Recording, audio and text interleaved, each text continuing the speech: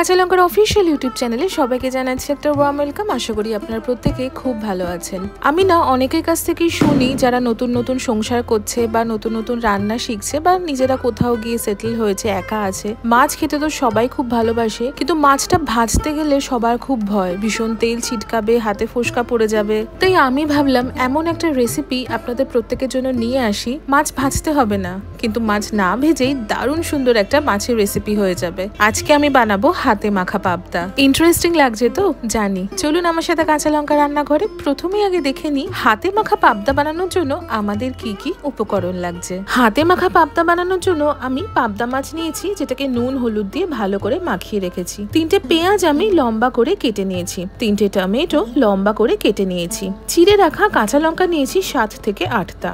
8 থেকে 10 কোয়া রসুন নিয়েছি। হাফ ইঞ্চ মতো আদা নিয়েছি, যেটা খোসাটা আমি ছাড়িয়ে নিয়েছি। 2টো শুকনো লঙ্কা নিয়েছি। 4টে ছোট এলাচ নিয়েছি। 2 টিস্পুন হলুদ গুঁড়ো নিয়েছি। 1 tablespoon Kashmir red chilli powder নিয়েছি। 1 টিস্পুন আমি গরম মশলার গুঁড়ো নিয়েছি। 1 টিস্পুন ধনে গুঁড়ো নিয়েছি। 1 টিস্পুন জিরে গুঁড়ো নিয়েছি। 1 টেবিলস্পুন আমি গোটা জিরে নিয়েছি। স্বাদ মতন নুন নিয়েছি।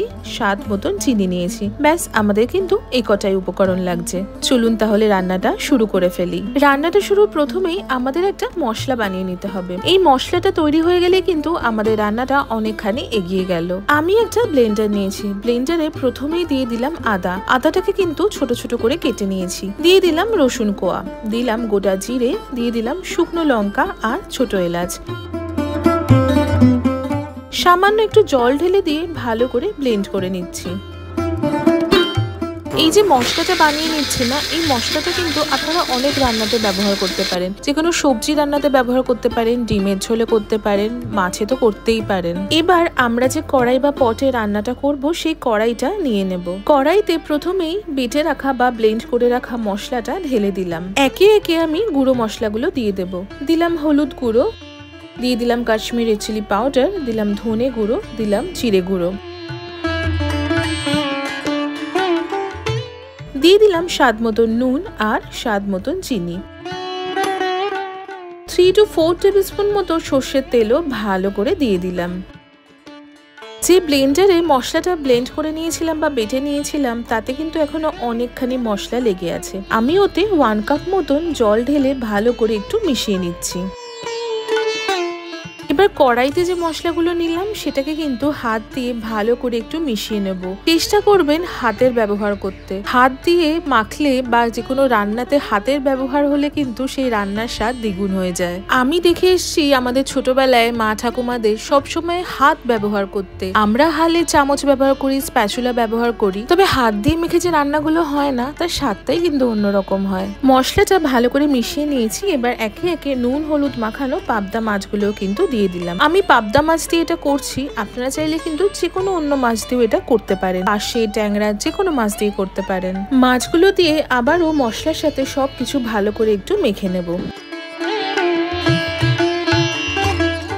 এবার আমি একে একে কেটে রাখা পেঁয়াজ দিলাম, টমেটোটাও দিয়ে দিলাম। পেঁয়াজ আর টমেটোটা দিয়ে মাছের সাথে ভালো করে আবারও মিশিয়ে নিচ্ছি।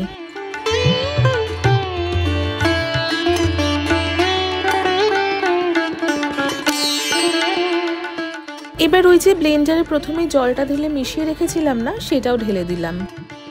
তবে আমি যা বুঝলাম আমার আরো খানিকটা কিন্তু জল লাগবে, সেজন্য আমি আরো হাফ কাপ মতো জল ঢেলে দিলাম। আমার এর থেকে বেশি জলের কিন্তু প্রয়োজন নেই। যদি আপনারা মনে করেন যে আরেকটু বেশি ঝোল রাখবেন, সেক্ষেত্রে হাফ কাপের জায়গায় 1 কাপ জলও ব্যবহার করতে পারেন।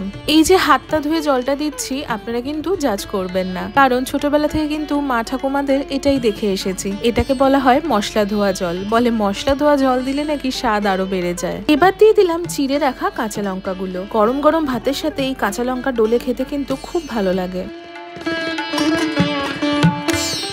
চলুন এবার গ্যাসের ফ্লেমটা অন করি। অন করে কড়াই বা পটটা আমি বসিয়ে দিলাম।